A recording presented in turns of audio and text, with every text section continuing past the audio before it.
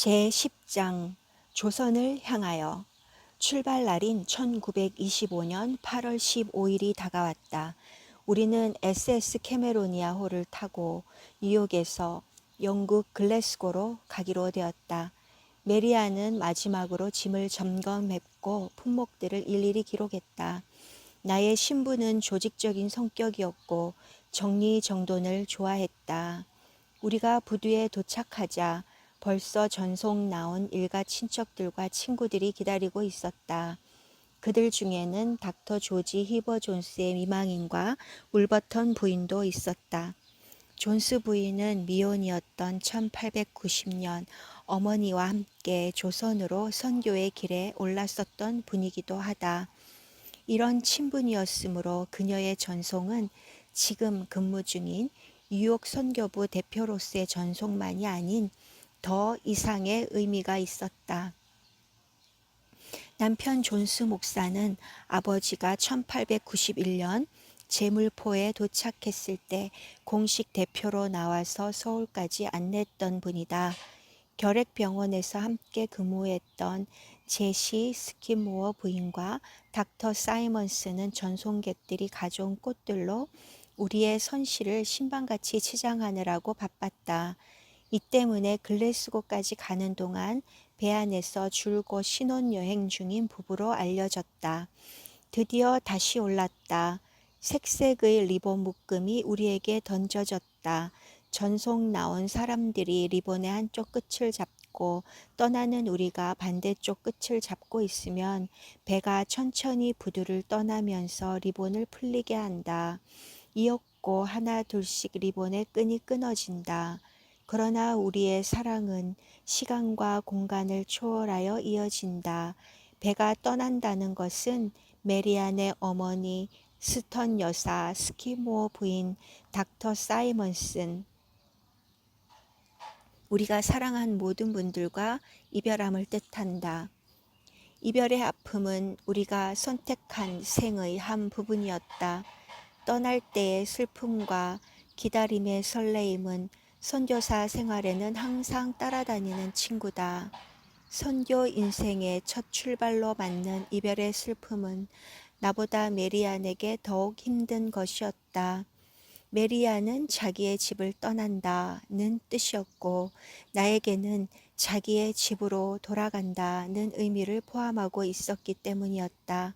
그러나 그녀는 런던으로 공부하러 가기 전에 먼저 고향인 에버드에 들린다는 사실로 곧 기분이 좋아졌다. 스코틀랜드와 영국의 호수 지방을 관광하고 고색이 창연한 앱워드로 갔다. 이곳은 저 유명한 존 웨슬리가 신금을 울리는 복음 전파로 영국을 흔들어 놓았던 곳이다. 그는 전 세계를 나의 교구로 삼겠다고 천명했었다. 이처럼 유서 깊은 도시가 메리안의 출생지이며 어린 시절을 보낸 고향이라는 점에서 우리는 더 친근감을 느꼈다. 일가 친척과 소녀 시절의 학교 동창들에게 자기 남편을 소개하던 날 메리아는 진정으로 행복스러워했다. 더구나 메리아는 이 지방 출신 여성으로는 손꼽을 정도로 소수였던 여의사의 한 사람이었다. 얼마나 자랑스러운 일이었던가. 우리는 존 웨슬리가 설교했던 곳을 방문했다. 그는 자기 아버지 세무엘 웨슬리가 묻힌 묘의 돌판을 설교단으로 하여 설교했었다면서 그녀는 어린 시절을 회상했다. 우리들은 어렸을 때 이곳에 자주 와서 묘석 앞에서 설교하는 웨슬리의 흉내를 내곤 했어요. 웨슬리 기념교회당의 아름다운 잔디밭에서 우리를 위한 환영회가 열렸다. 에버드의 이웃들이 메리안의 집안을 얼마나 사랑하고 있는지를 그들의 따뜻한 모습에서 느낄 수 있었다.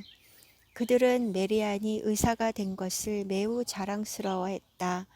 런던에 도착한 우리는 학교 근처에 하숙집을 구했다. 나는 날마다 캐비지와 콜리플라워를 먹는 법을 배웠다. 이곳에서 비로소 사람들은 왜 콜리플라워를 영국의 국화라고까지 말했는지 이해할 수 있었다. 방 안에 조그만 가스히터가 있었는데 앞에 있는 구멍에 동전을 넣고 걸터 앉아 이리저리 회전을 시키면서 몸을 녹였다. 난방 장치가 없는 방에서 겨울을 지내고 나니 영국 사람들이 외국에 나가 식민지를 얻는데 능숙해진 것은 이 추운 겨울을 피하기 위한 지역 확대의 한 방법이었음에 틀림없다는 생각이 들었다. 이곳 학교의 학생들은 대부분이 동양 각지에서 모여온 의사들이었다. 덜어는 식민지 정부의 의료관계 요직에 있는 영국 의사들도 있었다.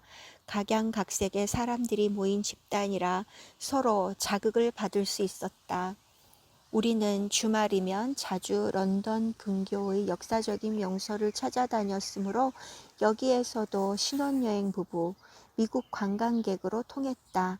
쉬는 시간이면 다른 학생 의사들이 우리 주위에 모여들어 새로운 탐방기에 대한 이야기를 듣기를 즐거워했다. 런던의 열대병 의학교의 교수들은 이 분야에서 뛰어난 권위자들이었다. 의학 전문지의 논문들을 기고하고 있었으며 어떤 이들은 나이트 자기까지 받았을 정도로 학문적으로 공로가 컸다. 레오나드 로저스경 같은 분은 말라리아 치료 부문의 개척자였으며 간염 치료에 있어서도 특수하고 성공적인 길을 연 분이기도 하다. 이 학교에서 우리들은 이 지구의 곳곳에서 오는 실제적인 의학 자료들을 접하는 행운을 가졌다. 런던 항에는 각종의 열대병 질병에 걸린 선원들이나 선객들을 격리 수용하는 병원이 있었다. 동양의 현지에 가야만 볼 수 있는 특수 질병들을 런던에 앉아서 직접 다뤄볼 수 있었던 것이다. 우리들은 환자들이 병에 걸렸을 때의 상황에 따라 기술적으로 치료하는 것을 견학했다. 이러한 경험은 후일 현지에 나가 의료 선교사로 일할 때 많은 도움이 되었다. 우리는 여기에서 배운 지식을 가지고 오랫동안의 시험 치료에서 반복되어야 했을 실수를 저지르지 않고도 정확한 진단과 치료를 할 수 있게 되었다. 서양에는 거의 없었던 질병들에 대해서도 많은 것을 배웠다. 예를 들면 이질의 경우 가장 효과적인 치료법은 식이요법이었는데 지금까지는 이질의 식이요법으로는 묽게 탄 우유를 먹이는 것으로 알고 있었다. 그러나 우유는 외부에서 온 단백질, 독소라는 역효과를 초래 환자를 사망케 할 수도 있다는 것이다. 이 경우 먼저 정맥 주사로 영양을 공급하고 보리죽을 주어서 환자에게 먹여야 한다. 조선으로 돌아온 지 얼마 안 되어 나는 이 식이요법으로 선교사들의 두 어린이를 구할 수 있었다. 그들은 우유 식이요법으로 인해 병이 악화되어 거의 죽어가고 있었다. 나는 얼른 보리죽 요법을 써서 완쾌시킬 수 있었다. 이 방법은 참으로 간단하다. 그러나 아는 것과 모르는 것의 차이로 환자를 살릴 수도 있고 죽게 할 수도 있다. 이뿐만 아니라 우리는 이상한 것들도 배웠다. 그동안 지렁이, 개구리, 개, 사람의 시체들을 해부한 경험은 많았다. 그러나 모기를 해부한다는 말은 들어보지 못했다. 모기가 내 피를 빨아 먹을 때는 찰싹 때려서 죽인 일은 있지만 모기를 시험관에 넣어 죽인다는 이야기는 들은 적이 없었다. 모기를 해부하려면 그 몸체를 상하지 않게 죽여야 한다. 그러기 위해서 모기를 시험관 안에 집어넣고 가볍게 시험관을 탁 치면 놀랍게도 모기는 뻗어버린다. 이렇게 하여 모기가 움직이지 못하면 섬세한 기구와 섬세한 솜씨로 배를 갈라서 모기의 내장을 꺼낸다. 그 내장을 또 조심스레 갈라 양쪽으로 펴 고정시킨다. 그런 다음 현미경을 가지고 내용물을 관찰한다. 놀랍게도 그곳에 말라리아 원충의 세계가 펼쳐진다. 서양에서는 말라리아 원충을 가진 모기를 보기가 힘든다. 암놈들이 순놈들보다 독한 말라리아 원충을 갖고 있다.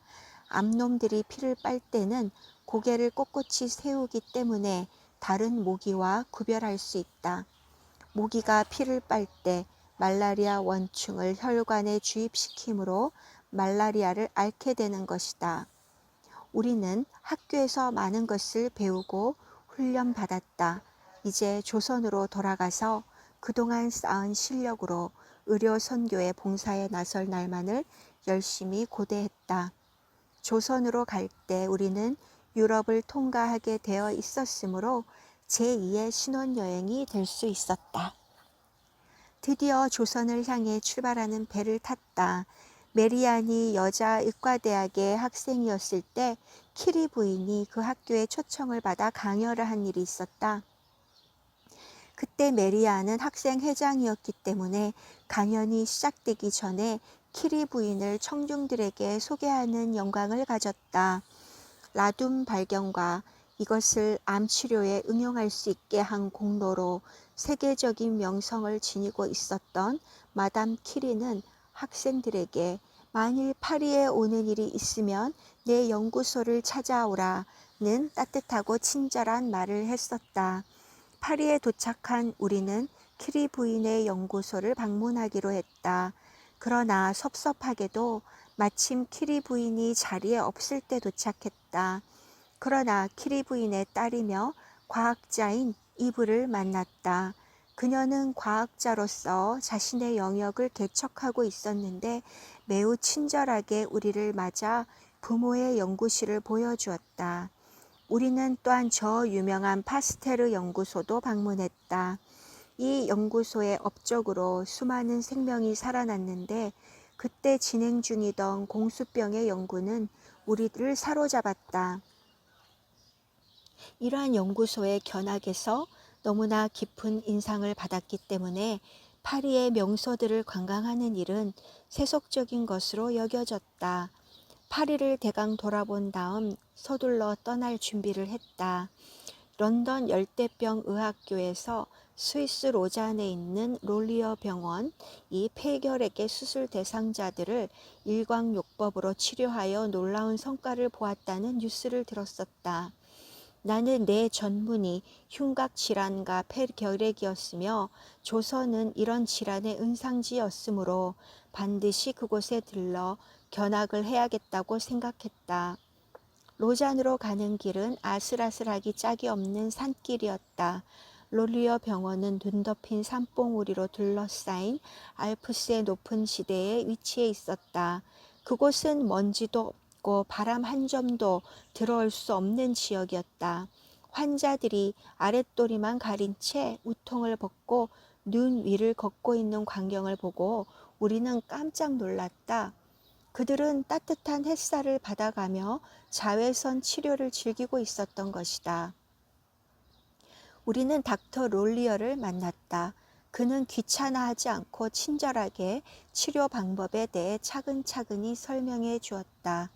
환자들의 엑스레이 사진을 꺼내놓고 치료 전의 것과 치료 후의 차이를 대조해 보였다. 그런 다음 방금 보여준 사진의 주인공들이 있는 병동으로 안내했다. 꼽추의 등 허리는 똑바로 펴져 있었고 내장 결핵 때문에 부풀어 있었던 복부가 정상이 된 모습들도 보았다. 그 당시는 기적의 약이라고 불리우는 요즘의 약이 개발되기 전이었다. 그 당시로서 이러한 치유 결과는 정말로 기적 같아 보였다. 이 치유법의 가장 중요한 조건은 병원이 이상적인 장소에 위치해야 한다는 점이었다. 먼지가 없는 공간이어야만 자외선을 쬐을 수 있었다. 또한 이 병원의 의사들은 각 환자들에게 엄격한 일광욕과 약품 처방을 주고 있다. 치료 전과 후에는 반드시 체온과 맥박을 기록한다. 만일 열과 맥박의 수가 높아지면 일광욕 시간을 줄인다. 어떤 환자든지 이 규율과 처방을 따르지 않으면 더 이상 치료해주지 않거나 퇴원시켜 버린다. 이 견학의 덕택으로 나는 조선으로 돌아온 후에 롤리어 병원의 방법을 현지 실정에 알맞게 약간 고치고 규모를 축소한 결핵 요양소를 만들 수 있었다. 우리의 다음 도착지는 마르세유였다. 로잔에서 그리 멀지 않았다. 항구에서 우리는 런던에서 함께 훈련을 받았던 세 사람의 중국인 의사들인 타이, 쿠, 리를 만나 함께 출항했다. 우리가 탄 배는 영국의 SS 마케도니아호로 동양행 선박이었다. 배는 수에즈 운하와 아덴을 지나 곧 인도의 봄베이만에 도착했다. 봄베이에서 가볼 만한 데는 하페킨 연구소이다. 그곳은 인도에서 발견되는 4가지 독사 종류로부터 독사의 독에 항거하는 혈청을 만드는 곳이다. 인도에는 독사에 물려서 죽는 사람들이 매년 수백 명이나 되었다. 우리는 이 연구소를 방문하여 뱀으로부터 독액을 추출하는 과정을 보았다. 뱀 대가리를 꽉 잡고 이빨에 망을 걸어 잡아 끌면서 병에다 대면 독액이 흘러 유리병에 고였다. 이 독액은 여러 가지 복잡한 과정을 거쳐서 항독 혈청으로 만들어진다. 우리가 도착했을 때는 마침 독사에게 먹이를 주는 시간이었다. 상자 안에 독사는 축 늘어져 있었다. 그런데 생쥐 한 마리를 넣어주자 번개같이 잡아 삼키는 것이 아닌가? 그 동작이 어찌나 빠른지 놀랐다. 런던에서 공부할 때 독사들에 대해서 배운 일이 있었고 이 연구소의 업적에 대해서도 들은 바가 있었으므로 이 견학은 더욱 흥미가 있었다. 시간이 남았으므로 정적의 탑을 구경했다. 이곳은 파시 교도들이 시체를 가지고 와서 독수리가 뜯어먹도록 하는 장소이다. 파시교는 고대 페르시아의 국교였던 조로아스터의 교의 뒤를 이은 교파였다. 그곳에서 파시교의 신자 한 사람을 만났다.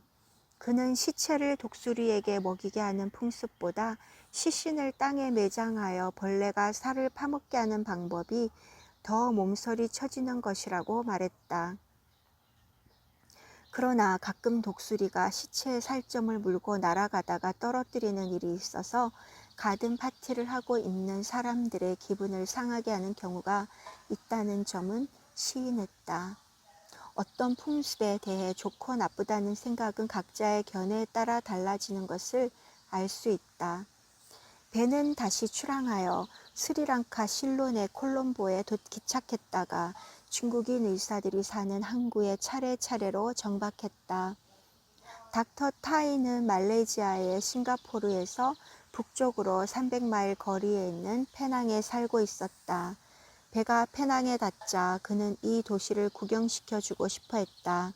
그는 우리가 매우 흥미를 가지고 있던 유명한 뱀 사원에 데리고 갔다. 많은 종류의 뱀들, 독사들이 기둥을 감고 있거나 촛대위나 주변에 꿈틀거리고 있는 것을 볼 수 있었다. 처음 우리들은 이 뱀들과 어느 정도 떨어져서 구경했으나 뱀에게 마취제를 먹였으므로 독이 없다는 말을 듣고 좀 더 가까이에서 구경했다. 그러나 손이 닿을 만큼 접근하지는 못했다. 킹코브라는 그래도 독이 강했으므로 상자에 넣어져서 절의 마당에 있었다. 어째서 사람들이 뱀을 모셔놓고 참배하는지 이해하기 힘들었다. 닥터 쿠의 집이 있는 싱가포르, 닥터 리가 살고 있는 홍콩을 구경하고 1926년 4월 10일 마지막으로 배가 도착한 곳은 일본의 고베였다. 일본은 동화 속의 나라 같았다. 벚꽃들이 만발한 초봄이었다. 벚꽃이 만발할 때 추는 오사카 오도리라는 춤을 구경했다. 그 춤은 사람을 황홀하게 했다. 조선으로 출발하기 전에 일본이 자랑하는 공원을 구경했다. 그들의 공원은 우리들의 공원과는 달랐다. 장난이 심한 어린애들이 피크닉을 나온 사람들도 없었다. 장난이 심한 어린애들이나 피크닉을 나온 사람들도 없었다. 공원의 모든 것들은 상징적인 축소판 모양이었다. 작은 폭포수, 반달 같은 다리가 있는 2개의 호수, 조그만 초원, 축소판 산과 같은 것들로 꾸며져 있고 낡은 벤치들이 적당한 간격으로 놓여 있었다. 한쪽 구석에 운치가 있는 찻집이 있었다. 그곳에서 사람들은 화로에 끓인 차를 손잡이 없는 찻잔에 받쳐들고 인생을 정관하며 차를 음미하고 있었다. 새들은 꾸불꾸불한 소나무 가지에서 지저귀고 잉어들은 벌레를 잡으려고 물 위로 뛰어올랐다. 조용하고 아름다운 아침이었다. 우리는 한 묶음의 편지들을 이 조용한 공원에서 읽기로 했다. 이 편지들은 우리가 고베에 도착했을 때 우리를 기다리고 있었다. 그동안 여러 곳을 다니느라고 한 장소에서 차분히 편지들을 읽은 시간조차 없었다. 대부분의 편지들은 우리들에게 진정한 용기를 주는 즐거운 내용이었다. 우리에게 좋은 친구들이 많다는 것을 알고 기뻤다. 특히 해주의 선교병원에 있는 미국인 펄 랜드 간호원장이 보낸 편지에는 우리가 그곳에 얼마나 필요한 사람인가를 확인케 하는 따뜻한 환영의 내용이 담겨 있었다. 그곳에서는 우리가 조선에 도착할 날을 고대하고 있다는 사연도 들어 있었다. 그러나 어떤 편지들은 우리에게 혼란을 주었다. 그중 하나는 어머니로부터 온 편지였다. 어머니는 솔직히 불만을 제기했다. 우리가 당연히 평양연합기독병원으로 와야 함에도 불구하고 해주로 가게 되었다는 것은 중대한 실수라고 지적했다. 평양연합기독병원은 1920년 홀기념병원과 평양장로교병원을 합하여 홀기념연합병원으로 개칭했다가 다시 1923년에 광해여원까지 통합하여 평양연합기독병원으로 이름을 바꾼 것이다. 어머니의 주장은 상당히 이론정연했고 그 이유도 타당했다. 그러나 임지 선택은 선교회가 한 것이다. 선교회는 평양병원에는 이미 훌륭한 의료 선교사가 책임을 지고 있었으므로 우리를 해주로 보낸 것이다. 나도 마음속으로는 성자와 같은 아버지의 발자취가 살아있는 그늘 밑에서 지내기는 내 미숙한 인격으로는 어려울 것이라 느끼고 있었다. 거기다 평양에서 남쪽으로 약 70마일 거리에 있는 해주에서는 우리를 절대적으로 필요로 하고 있지 않는가. 그렇기 때문에 거기에서는 우리 나름대로 새로운 출발을 할 수 있다. 해주의 선교 사업은 1909년부터 감리교 감독의 책임 하에서만 운영되었다. 그 전까지는 장로교 선교사들의 활동도 있었으나 이 지역에서는 감리교 선교 활동에 중복이 되는 사업은 장로교에서 하지 않기로 쌍방이 합의했던 것이다. 닥터 아더 노트는 조그마한 치료소로부터 시작하여 1913년에는 2층 벽돌 건물인 루이자 홈즈 노튼 기념병원을 신축, 발전시켰다. 이 병원은 항해도의 3분의 1을 점하는 해주 지역 주민들에게 봉사하도록 되어 있었다. 침대 30개뿐인 병실로는 환자들을 수용하기에 부족했다. 때로는 환자들의 수가 3배로 늘어나서 방바닥에 눕히기도 했다. 다행히 조선 사람들은 방바닥에서 잠자는데 익숙해 있었다. 의료진들은 이처럼 불어나는 환자들을 치료하기가 벅찼다. 해주에는 의료시설 외에 교육시설도 필요했다. 감리교 선교회에서는 남학교와 여학교를 설립하여 운영하고 있었다. 각 학교에 4명의 교사들이 있었고 학생 수는 여학교가 100명, 남학교가 280명이었다. 여학교는 좋은 벽돌집을 쓰고 있었으나 남학교는 어느 미국인 방문객의 표현대로 포드차 한 대를 주차하기에도 어려울 만큼 작은 집이었다. 그러나 학교들은 지역사회를 위해 귀중한 역할을 맡고 있었다. 병원과 학교에서 일할 손이 크게 부족했으므로 이럴 때 우리가 해주러 간다는 것은 우리의 노력으로 기여할 수 있는 좋은 선교 생활이 된다고 생각했다. 또 한 통의 편지는 해주 병원의 닥터 킴으로부터 온 것이었다. 그는 지금 혼자서 병원을 유지하려고 애쓰고 있었다.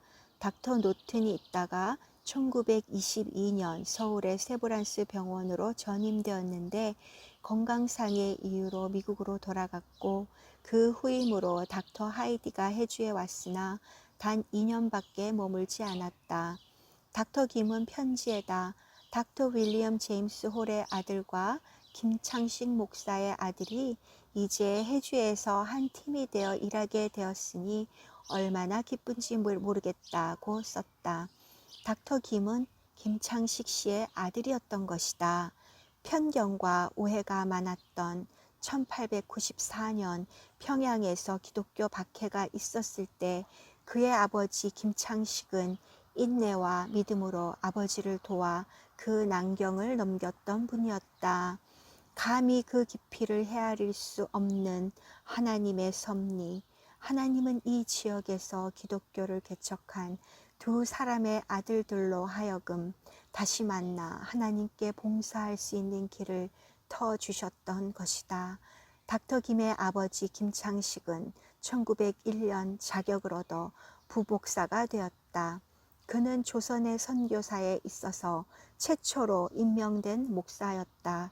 1904년에는 조선인으로서는 처음으로 감리교의 구역장이 되어 6년간 영변 구역에서 일했다. 마지막으로 맡은 교구가 해주였다. 지금 그는 은퇴하여 아들인 닥터 김과 함께 살고 있었다. 다른 편지들은 우리를 설득하거나 조언하는 내용들이었다. 어떤 편지는 더 넓고 더 큰 봉사 지역을 선택하지 않고 고립된 지역을 택했는지 알 수 없다고 썼으며, 또 어떤 편지는 선교회에서 운영하는 의학교의 교수진에 합류하면 좋을 것이라고 조언하기도 했다. 몇 통의 편지는 개인적인 문제를 언급한 것이었다. 무슨 권한으로 젊은 아내를 이러한 벽지로 끌고 와서 고독의 고통을 받게 하는지 알고 싶다고 힐책하면서 아내가 이곳 생활을 참지 못하여 내 임기가 끝나기도 전에 나를 끌고 미국으로 돌아갈 것이라고 단정했다. 또 어떤 편지는 만일 우리가 아이를 갖게 되면 그 아이는 같은 서양인 친구와 놀 수도 없고 함께 공부할 수 있는 학교도 없으니 얼마나 잔인한 일이냐고 나무라면서 그렇게 자란 아이들은 자라면 자기네 사회에 적응하지 못하게 된다고 썼다. 이른 아침의 공원은 고요했다. 이런 내용의 편지들이 뜻하는 바를 분류해서 정리할 수 있는 마음의 여유를 가질 수 있게 하는 분위기였다. 어떤 조언들은 미리 우리가 참고했어야 할 내용이기도 했으나 이미 결정된 우리의 해주행 뱃머리를 돌리게 할 만큼 중요한 사항들은 아니었다. 우리는 후회할 아무런 이유가 없었다.